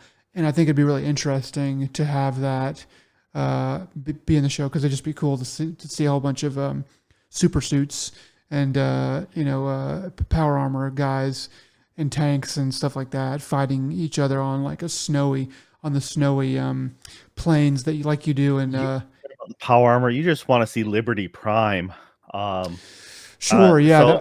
So I don't remember. It's been so long, and I only played like part of the Battle for Anchorage or whatever. I kind of think I was kind of dipping out of Fallout 3 whenever I was in the middle of that, because I kind of got into a weird that game was easy for me to get lost in, just because I would just get sidetracked. Anyway, but yeah, I want to see some freaking Warhammer 40K type shit go down. So yeah, yeah, so Liberty Prime is so the U.S. forces build a giant robot yeah. that is literally just they call it Liberty Prime, and that's very few words of vocabulary, and it just causes devastation. It's pretty funny. It's a DLC for Fallout 3, and Okay. so all right, as far as the uh, so Lucy, the idea is Lucy's following her father. She's angry at Cooper because Cooper let him get away, but he's just like, I'm trying. He wants to try to find. Obviously, Cooper's not going to talk, and Cooper knows that he can't get killed. He can't. If Cooper kills Hank, I'm sorry, if Cooper kills Hank, um, like Hank obviously can't give him the information, so he's better off following him because he is trying to get to his Yeah. bed, or I'm sorry, not Betty, Barb. Barb. Yeah. So hey, yeah, so Cooper's wife is she made the comment of starting the war, but we don't know who actually started the war, who dropped the bombs first. Uh, Logically, she didn't. If Voltec did start it, uh, she didn't know about it because from the very first episode, the very first scene, or whatever, at the birthday party, if she would have realized her daughter was at this Yeah. birthday party, she would have had her daughter with her. Like if she knew, like, hey, something's gonna go down, you might want to stay with me just for a little bit. So Unless it's another plot hole. yeah, there's a lot of those. Say But so. Yeah. chances are what would happen is now they could have Voltec could have still technically kicked it off overseas because I think it's China is who they're fighting with. Yeah. It's always it's communism, so it was always loosely between China and like Russia. I thought in uh, the Battle for Anchorage was with the Chinese, but and Chinese. Yeah. I think it was Chinese forces then. I don't think they're as clear in the original game, Okay. or 1 and 2 that is. So, but that's the kind of concept is like they could have detonated something overseas to kickstart the whole thing. But once again, we do know that they're we're not sure where exactly uh, the birthday party is in episode 1. It could be closer. It could have been on the hills, or like somewhere closer to Vegas. I mean, they're obviously going to probably be in like outer LA, Yeah. opposed to like up north or something like that. San Francisco or anything like that far up north. But it's always loose. It's always kind of hard to track where they are because there's the only landmark you have is at the end, the observatory and the Hollywood sign. Yeah. I Um, just assumed L.A. area for the whole yeah. thing. Everything So that you they could, did. like, depending on the situation, they escape on horseback. So but at a given moment, you're led to believe that his daughter must have gotten away and must have been in, like, assuming a cryopod. Uh, and they hint at the cryogenic sleep. So cryopods don't really come into play. They might be referenced to them early in the game, but Fallout 4, that's the whole point of that story arc, is you're frozen, and that was, and you were supposed to thaw later on. The credit scene for the last episode shows a billboard sign for cryogenics, like hibernation kind of thing. So that would be logically where, obviously they show Vault 31, and presumably that's how Moldiver, she survived and came out years later, to form, her new prosperous wonderland. Yeah, but see, Moldiver, she was against the executives, so I'm kind of wondering if she found a different way to be. She's a millionaire though. She's Oh, loaded. okay, That that was was it. because during the talk between when Cooper went to see the other, he went to the secret meeting, Mhm. and afterwards she said, "Hey, here's the listening device and all that stuff." What happened? So presumably they're still I think in episode 1 they start calling, like, the other guys are calling him names and stuff like that. So I'm presuming that he must have fell out of Hollywood's good graces, um, doing the Vault Tech ads and such, and things like that. Yeah, And he's looked at as a has been, not a hero, not a war hero, not a movie actor, hero. He's doing a birthday gig, so he has yeah, fallen. he's definitely washed up or whatever as Yeah, far as all that stuff goes. Yeah, I presume that he and they'll probably explain it later that he started to see the wisdom of the other side, especially after he heard his own wife, talking about maybe starting World War III or whatever, or World War IV or whatever one they're on, um, and so that's when he was like, well, I'm not doing this anymore, and so he lost all of his money contacts. That's what I'm yeah, thinking, maybe. and yeah, it's like, because it looks like he's a divorced dad in the beginning. Yeah, He's literally doing birthday gigs to earn money. So he's on the down and out, and so probably, when the nukes happened, got on the horse and was able to somehow get get his daughter to the Vault-Tec, or to his wife to take it, and that's kind of the only thing that we're given. Like, at least you're left to presume. So yes, he's going to find his wife, and the reason why Lucy's going to follow is because the greater mystery, because she's curious. That's all they made. yeah, Moldiver said the same thing. You're curious, and that's what led you out here. Your mother was curious. From the one little fact of the water siphoning, she figured out that there were survivors on Earth, like, on the surface. Um, so that's her curiosity is piqued. She's trying to figure out the greater mystery of what's behind everything. Of course, she wants to find her father, get probably more answers or more understanding. She doesn't realize her father is a monster. But one of the big plot holes they skipped was, what exactly happened? How did her father get the means to destroy a city? Because, obviously, mom left the vault when she was young, and so dad was already overseas. He left for like, they just, for an extended period of time, like, he had a leave of absence, caused a war, destroyed a city, and then came back to the vault with his kids. You know, Um, so that's, yeah, there's lots of plot holes. So he obviously had connections. They've obviously had the means to destroy a city. So that's where this other vault's coming into play, or whatever their headquarters or whatever this is. So yeah. that's kind of the logic of, like, why he's following, and that's why Cooper, the master of killing Yeah. anyone in armor, just wounded, and it's like, Yeah. uh, Hank until he escapes so he can follow him. Okay, great. Why couldn't you? It's like, sure. I mean, their trackers would have worked really well too. So if they would Just have, he could have MacGuffined I think you a Vault still Tech tracker. I think you still shoot the armor, disable him, and then beat the answer out of him. He's already a loser, a coward. Let him break a leg. Let him hobble to Vegas. Yes. Yeah. But anyways, then it's a boring second season. You want him to get there, and you want them to have to fight up a hill again, Yeah. because it's the uphill battle that you care about. Now, as for Maximus, the Maximus is going to be, I think, primarily stationary for most of the season, for next season, until the very end when they need him for climactic backup. You know, like we need to call in forces to help us because he's there. He's going to be there to I help think you're rebuild. hoping. I think you're hoping for that. I think they're going to use him a lot more than that. Well, yeah. they're supposed to. You know, the idea of the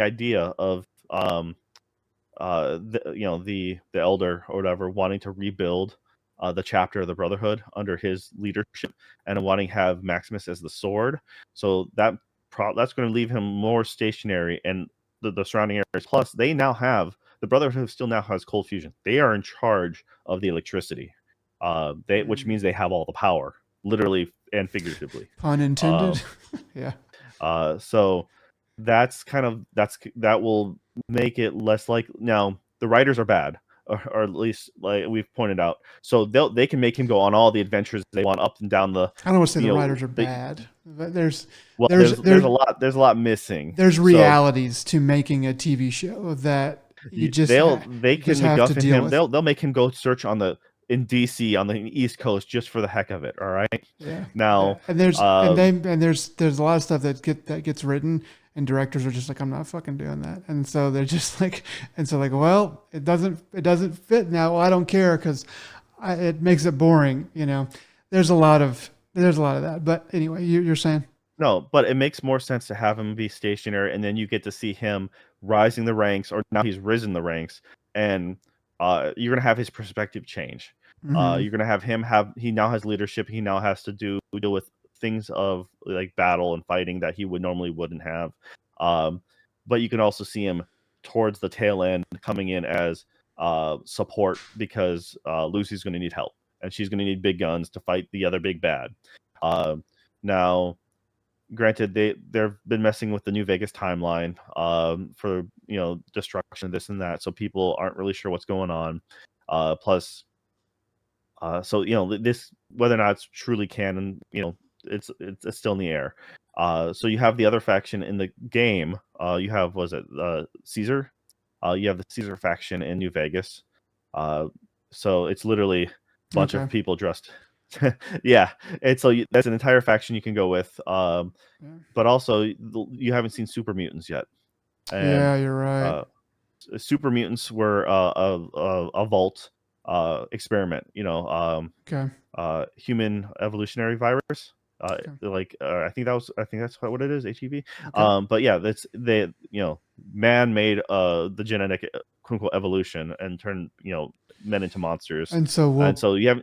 That'll probably be a final boss of some season, maybe next season, maybe the one after, depending on how far they want to go with it. But you're right, that is definitely going to be coming, super mutant sort of battle or whatever. I can see that also being another thing at some point where you need to make friends with a potential enemy group and be like, hey, we need your help. Come out and help us, and we'll curry favor, win you over somehow. Yeah. But yeah, and so that's kind of my hope for next season, I guess. It would, or my expectation would be, my hope would maybe to see super mutants and to see other groups bigger. That'd be kind of nice. Expand the world some more. Yeah, I kind of. The other thing is I'm expecting to see Enclave more, because they've already pre-established to a certain extent. I think the Enclave would be more readily available, and easier as a whole to write into the story than, because they would be a faction most definitely wanting to, or at least they would be maybe the Brotherhood opposition. You'll be fighting two different fronts, right? You'll fight an unknown front in Vegas, while the Brotherhood will have to deal with policing the area and managing power and growing their new army, but also then fighting off the Enclave. That would make more sense to me, just because obviously they had the cold fusion tech. The scientist had it. He smuggled it out. Yeah. So that whole bit was a little weird too, because it looked like Yeah. The whole reason why he fled was because of the dog.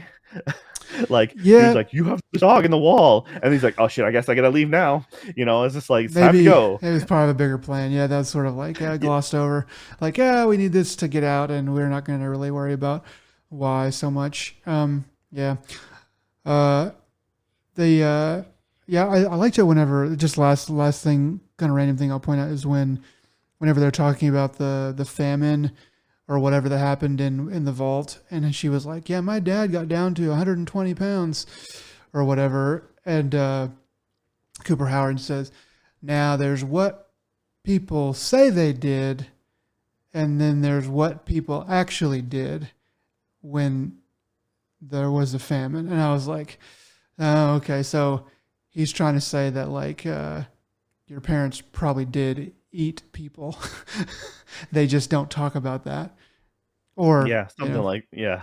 That was what you're led to believe until, but that's that at yeah, least it left a big. But there's also a lot of unknowns because there's the whole other vault, and the thing is they found out that was the whole. The other thing is who did the cleanup crew, like who cleaned. It wasn't Betty. Betty didn't clean up all those dead corpses I and clean up know, and restore everything. That's why I was surprised to see there was no extra people behind door 31, because the moment I saw it was just he's like, it's just me, just a single head, and I'm like, you kidding me, right?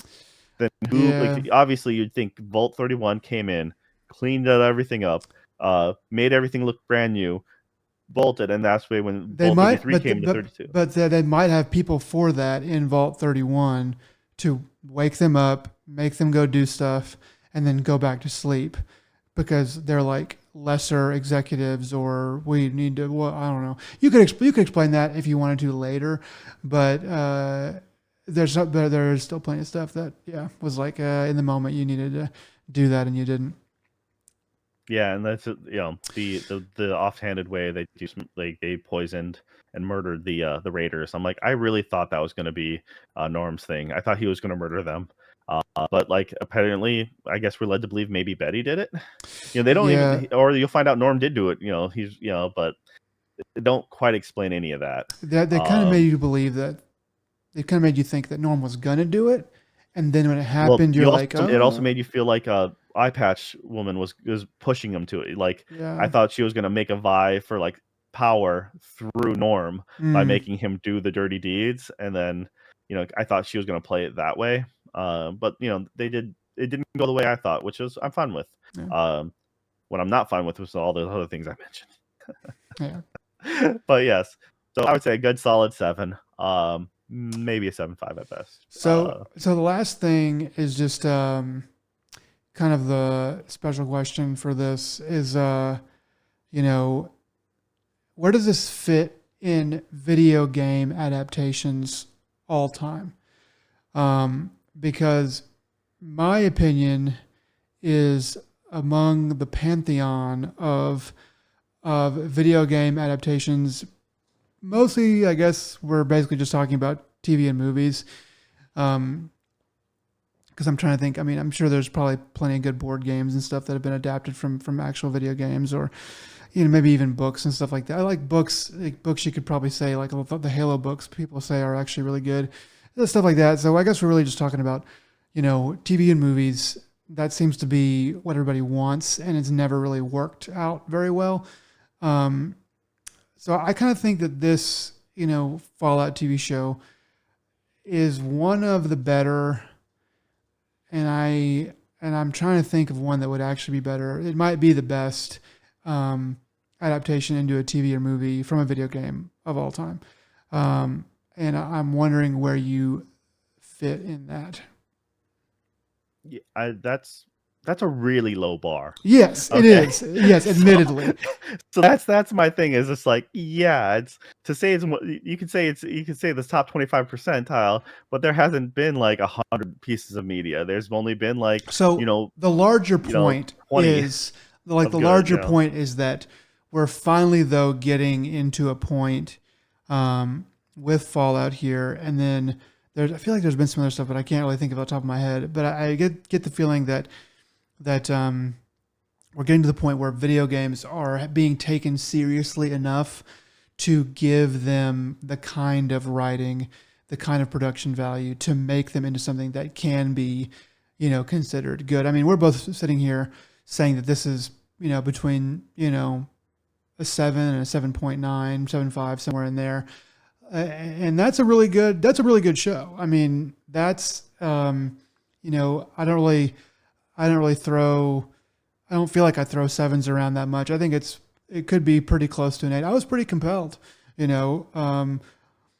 watching it, and I'm excited for another season, and seeing what they're going to do, all the problems aside, I was still compelled, and I kind of really I really enjoyed watching it.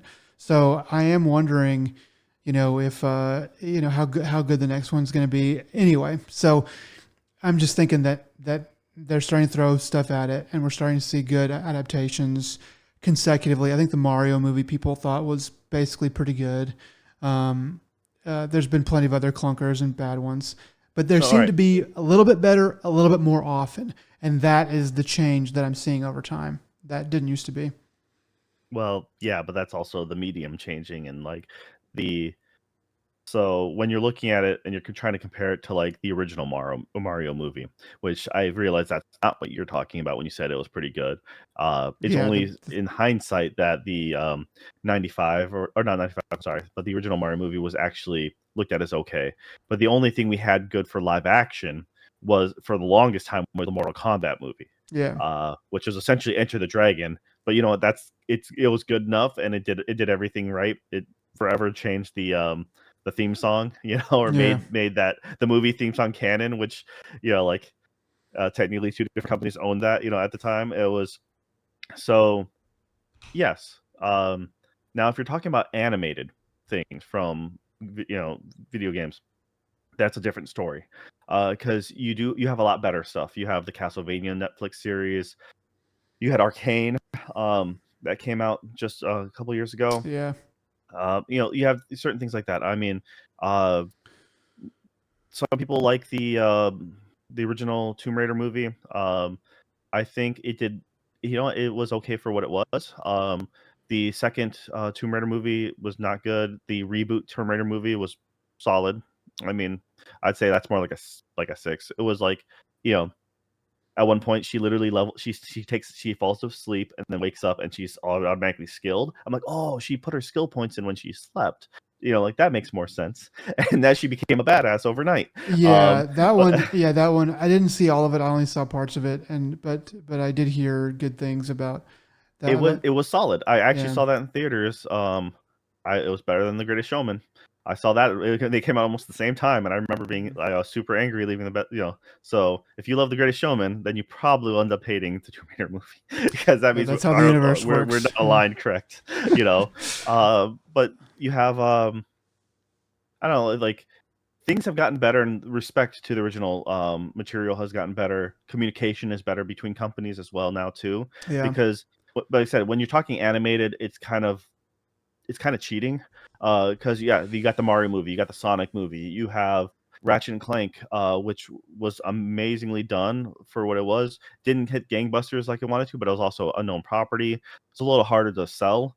Like I mentioned before, the Castlevania Arcane, so animated, you get off a little bit easier. You got the Pokemon stuff, Detective Pikachu yeah. and all that.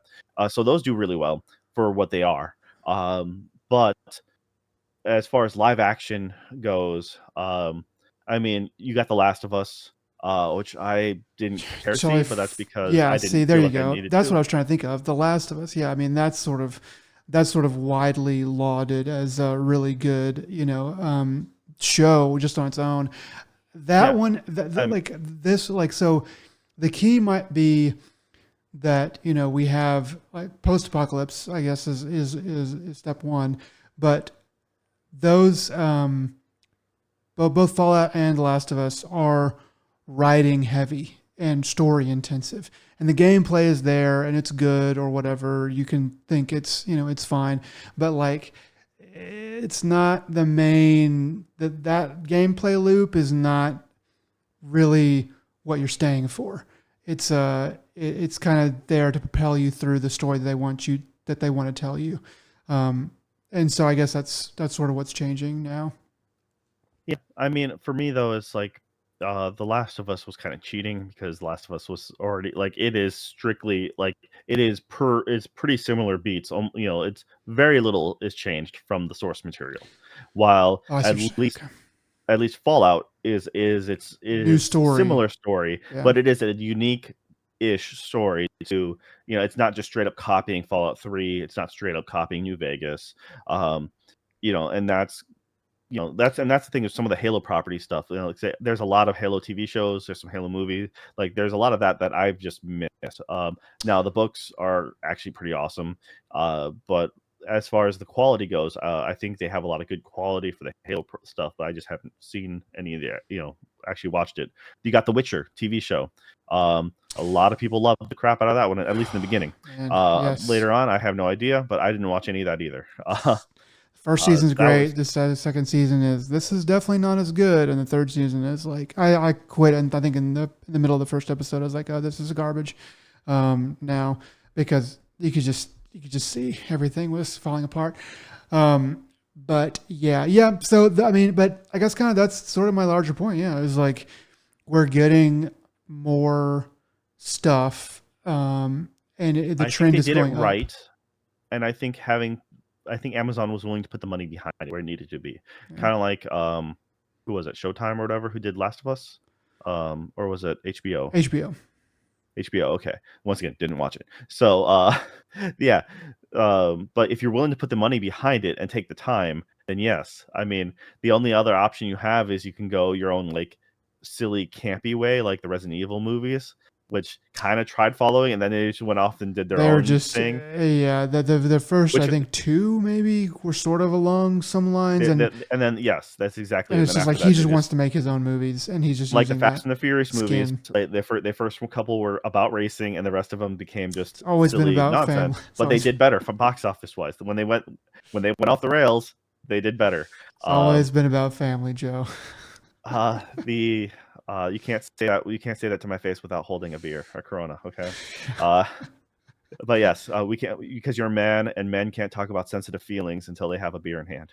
Um, that's Yeah, what that movie taught me. Uh, but pretty, yeah, pretty no. true.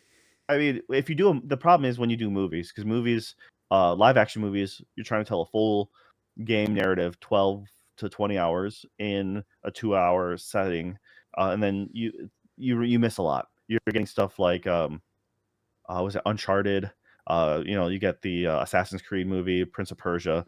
Those all don't do the greatest, but also because you're not putting you get the budget for the big box office thing, but you can't tell the full story the way it's meant to be told. And Yeah, I think that's the problem. If you, yeah, very few movies can really pull up. That's why everything at best you can be okay, and that's why I think actually like that Tomb Raider reboot was good for what it was. It was a no name actress who I didn't recognize at least at the time, but at least with something like um, Amazon, I feel that they got the rights. They were licensing the right music for it. yeah, Like, well, I feel like if Netflix have done it, they wouldn't have licensed said music for it because they're notorious for at least anime. When they bring out anime over, we're not going to license that music, and we're just going to change it and kind of ruin the original. Like yeah. We're just gonna when they ruin come the out. So original. Yeah, Evangelion.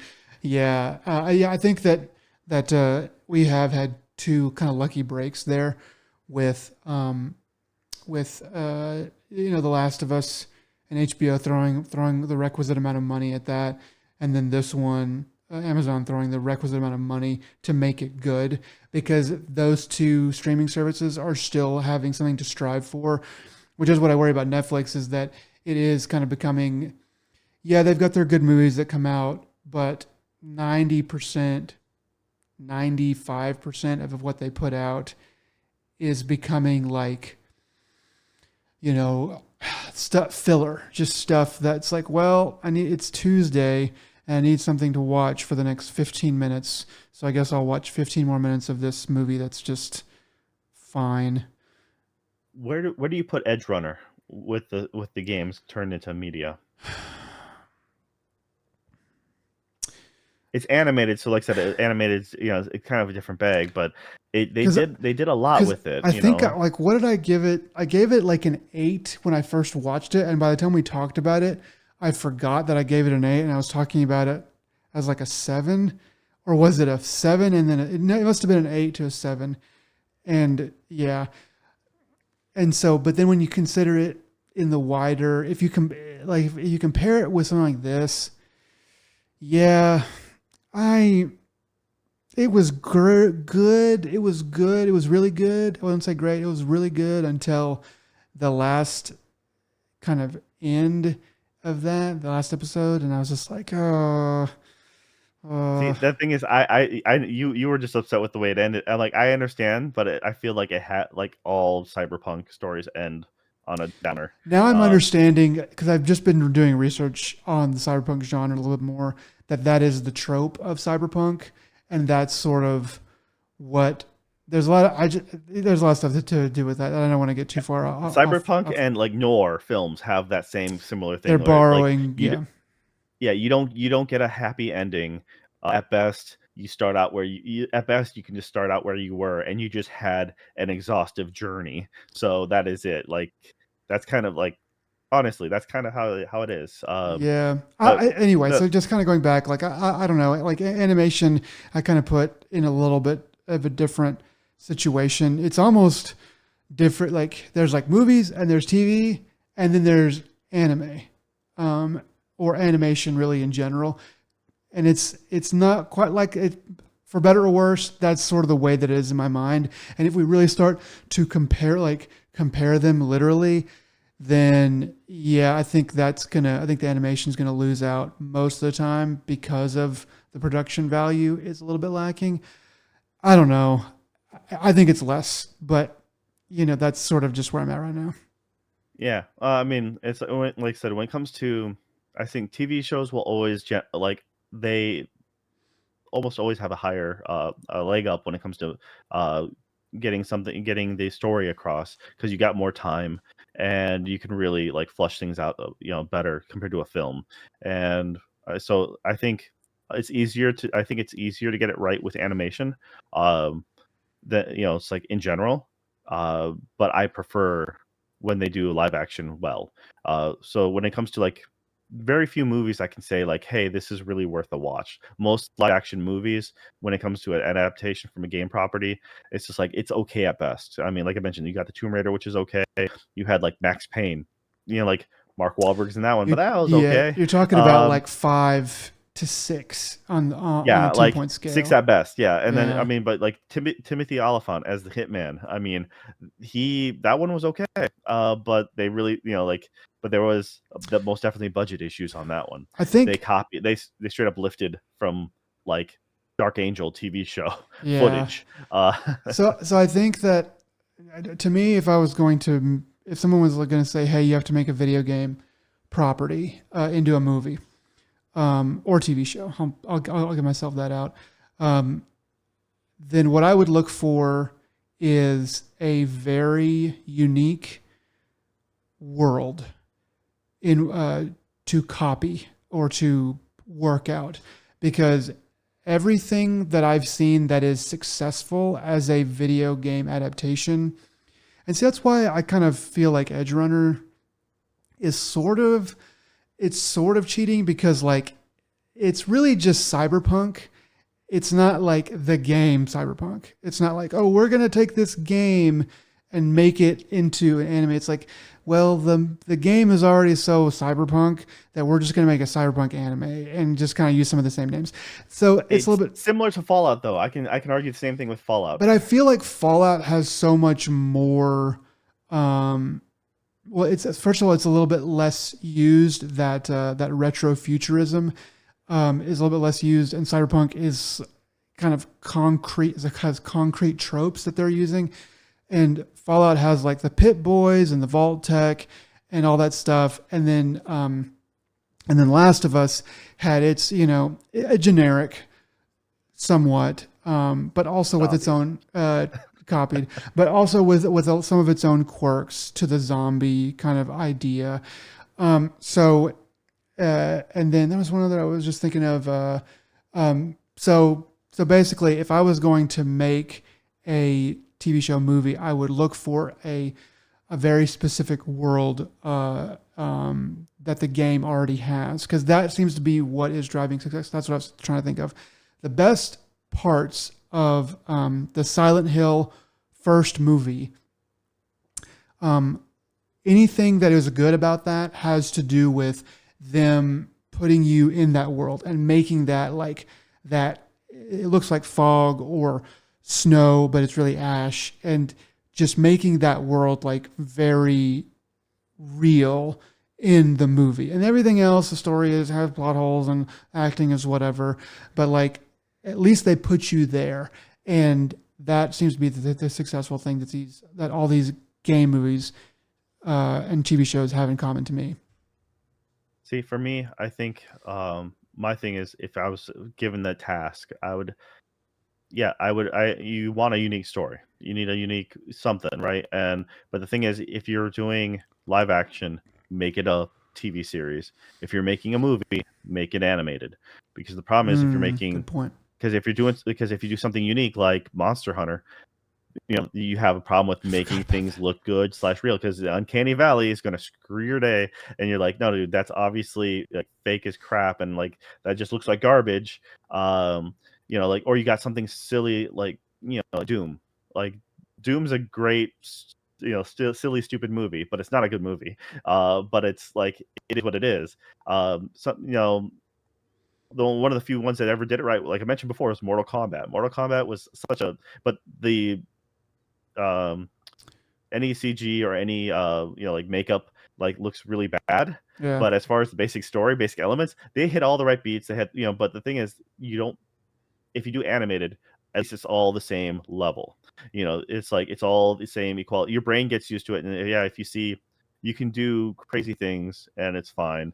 But if you're trying to see if you try to see a real person do Mario movie, um, and jump around and do like the Mario training montage, Hmm. like he does in the movie, like that just wouldn't look right as a person. Just like that, I mean, your yeah, brain won't like adjust. adapting any game from before 1995, 93, maybe, into a live action is just foolhardy. It was all so cartoony as it was that you pretty much have to just stuck with Dude, you can animation. totally do a good Double Dragon.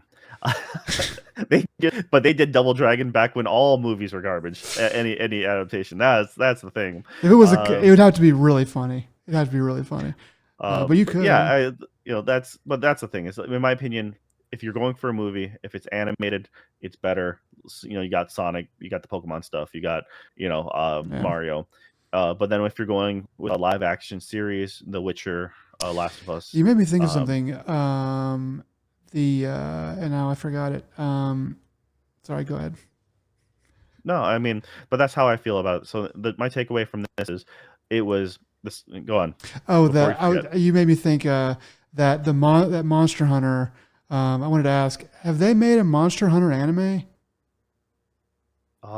No, I don't think so. They made wait, technically yes, but it's a spin-off series with the kids, and they're like their friends, and they ride their monsters. Because It's a kids anime. I was It's thinking, literally like elementary school one. oh, okay, because I was thinking like that would like Monster Hunter would make a pretty good animated TV show like that, because it's like you go around and you could build up like more and more instead of having to do everything, because like Monster Hunter is a very long game. It's it takes hundreds or takes dozens and dozens of hours, sometimes hundreds of hours to get like good at it and to learn everything you're supposed to learn.